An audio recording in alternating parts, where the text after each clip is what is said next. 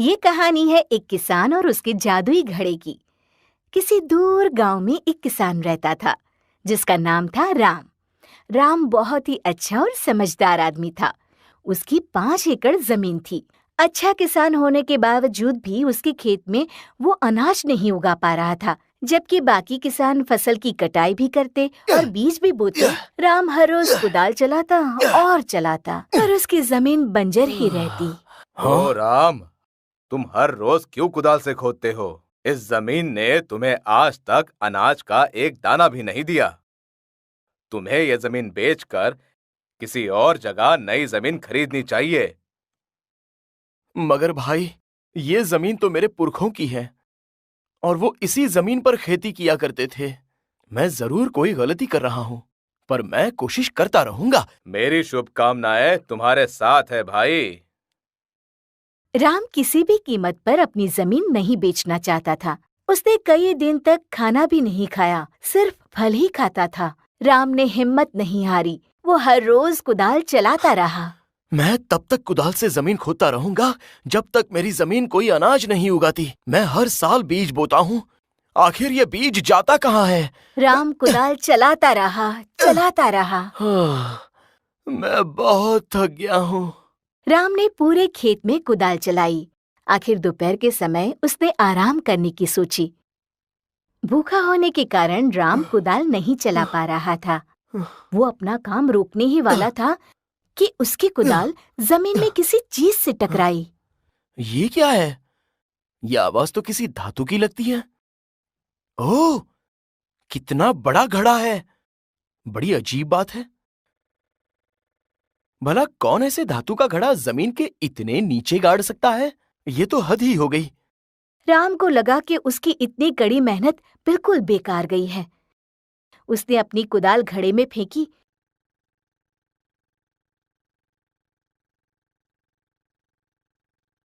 और पेड़ की छांव में जाकर बैठ गया। अब तो मुझे ये जमीन बेच ही देनी चाहिए। मैं कब तक ऐसे भूखा रहूंगा? ये बंजर जमीन मुझे कभी कुछ नहीं दे सकती। राम पेड़ की छांव में आराम से बैठकर फल खाने लगा। उसे भूख बहुत ज्यादा लगी थी और फल थे बहुत ही कम। वो घंटों वहां बैठकर अपनी जमीन के बारे में सोचता रहा और उदास हो गया। उसे पता था कि उसे अब जमीन बेचनी ही पड़ेगी, क्योंकि उसके पास कोई और रास्ता था ही नहीं। मुझे हिम्मत नहीं हारनी चाहिए। ये पुरखों की जमीन मुझे बेचनी ही होगी। मुझे अंधेरा होने से पहले घर चलना चाहिए। राम अपनी कुदाल लेने जैसे ही घड़े के पास पहुंचा तो वहां का दृश्य देखकर वो हैरान रह गया। ये क्या? ये यहाँ किसने रखा होगा? मैं तो सारा दिन यहीं पर था। राम ने देखा कि घड़े में 100 कुदालें थी, जैसी उसके पास थी। वो समझ नहीं पा रहा था कि इनमें से उसकी कुदाल कौन सी है। ये नहीं हो सकता। क्या ये जादुई घड़ा है? मुझे और कोशिश करनी चाहिए। राम ने वो 100 कुदालें बाहर निकाली और घड़े में एक अंगूर का दाना रखा। उसे अपनी आंखों पर यकीन नहीं हुआ जब एक अंगूर का दाना 100 अंगूर के दाने बन गए। ये तो सचमुच जादुई घड़ा है। मुझे तो अब भी यकीन नहीं हो रहा है। इसे घर ले चलता हूँ। ये तो बहुत ही भारी है। इसके लिए रस्सी लगेगी। राम ने रस्सी का एक छोर घड़े से बांधा और दूसरा अपनी कमर से। फिर वो घड़े को घसीटता हुआ घर की ओर चल दिया। रास्ते में वो सोचता रहा कि घड़े में और क्या-क्या चीजें डाली जाए। सबसे पहले मैं एक अंडा रखता हूँ। वैसे भी मुझे बहुत भूख लगी है और मैं सिर्फ फल ही तो खा रहा हूँ। राम तुरंत बाजार गया और अपने बचाए हुए पैसों से एक अंडा खरीदा। फिर उसने वो अंडा घड़े में रखा और देखते ही देखते घड़ा अंडों से भर गया। आहा! राम बहुत खुश हुआ। उसने अपने लिए 2 अंडे पकाए। मैंने आज तक ऐसा स्वाद नहीं चखा। पर मैं इन बाकी बचे अंडों का क्या करूंगा? ओह, मैं ये अंडे बेचकर पैसे कमा सकता हूँ। तब राम को समझ आया कि ये घड़ा उसे खाना ही नहीं बल्कि पैसे कमाने में भी मदद कर सकता है। राम ने घड़े में कई प्रकार की वस्तुएं डाली, जब उसे कपड़े की जरूरत पड़ती थी तो वो एक छोटा कपड़े का टुकड़ा घड़े में डालता। तुरंत घड़ा उसे 15 लोगों के लिए कपड़ा दे देता। अगर उसे कमीज की जरूरत पड़ती तो घड़े में एक कमीज रखता और घड़ा उसे 100 कमीज देता। इस तरह राम अनाज, फल और मसाले घड़े में डालता रहा और घड़ा भी उसे बहुत सारी चीजें वापस देता। गांव वाले राम की इस तरक्की से हैरान हो गए, पर किसी को भी सच्चाई का पता नहीं चला। राम हमेशा अपना घड़ा घर के एक कोने में कपड़े से ढककर छुपा के रखता था। एक दिन राम ने घड़े की परीक्षा लेनी चाहिए। उसने घड़े में एक मुर्गी रखी, ये देखने के लिए कि क्या होता है। अचानक घड़े से 100 मुर्गियां पंख फड़फड़ाते बाहर आने लगी।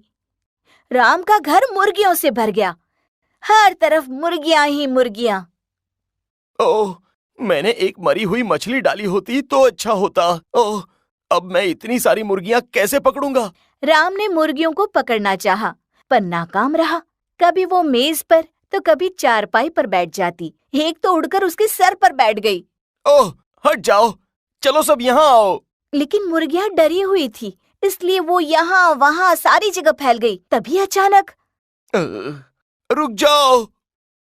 और एक मुर्गी उड़कर घड़े में जाकर बैठ गई और फिर से उसमें से 100 मुर्गियां उड़ उड़कर बाहर आने लगी। मेरा घर तो मुर्गियों का पिंजरा बन गया है, अब मैं क्या करूं? राम ने झट से घड़े को ढक दिया और एक कोने में रख दिया। फिर वो घर से भागा, मुर्गियां भी उसके पीछे भागी। गांव वाले इतनी सारी मुर्गियां राम के घर से बाहर निकलते देखकर हैरान हो गए। हैं? इतनी सारी मुर्गियां? मुझे घड़े को बहुत ही समझदारी से इस्तेमाल करना चाहिए। लेकिन राम को पता नहीं था कि राजा का एक सिपाही उसकी बातें सुन रहा था। उसे घड़े के बारे में पता चला और तुरंत राजा के पास पहुंचकर उसने सारी कहानी बता दी। इतनी सारी मुर्गियां, वो भी एक घड़े से? ये कैसे हो सकता है? वो जरूर कोई जादुई घड़ा होगा। तुरंत राम को और उस घड़े को यहाँ ले आओ, वो शाही खजाने का हिस्सा है। राम समझ गया कि राजा ने उसे घड़ा लेकर क्यों बुलाया है। ये राजा तो बहुत ही लालची है, शायद उसे सारा धन खुद के लिए चाहिए।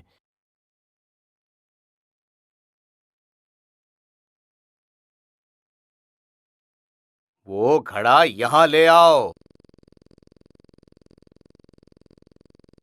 ये तो वाकई काफी बड़ा है। पर ये घड़ा इतनी सारी मुर्गियां कैसे दे सकता है? जरा देखूं तो इसके अंदर क्या है। अरे नहीं, रुकिए। पर बहुत देर हो चुकी थी। जैसे ही राजा ने घड़े के अंदर झांका, वो फिसल गया और घड़े में गिर गया। अब अंदर से 100 राजा घड़े से उछल उछल कर बाहर आने लगे। इससे पहले कि कोई कुछ कह पाता, वो सब आपस में लड़ने लगे। ये मेरी राजगद्दी है, हट जाओ वहां से। नहीं, ये मेरी है, मैं राजा हूँ। नहीं, ये मेरा राज्य है। पूरा राजमहल राजाओं से भर गया। अरे अपने राजा को बचाओ। हाँ, पर इसमें से असली राजा कौन है? सिपाही अपने राजा को नहीं पहचान पाए और राजा एक दूसरे से लड़कर मर गए। पूरा राजमहल शोक में डूब गया, क्योंकि अब राज करने के लिए राजा ही नहीं बचा था। राम को अपनी गलती का एहसास हुआ। वो दौड़कर घड़े के पास गया और उसे जमीन पर पटक दिया। पर अब राम के खेत में फसल लहरा रही थी। उसने खेती बाड़ी शुरू की और खुशी खुशी मेहनत करके जीवन जीने लगा।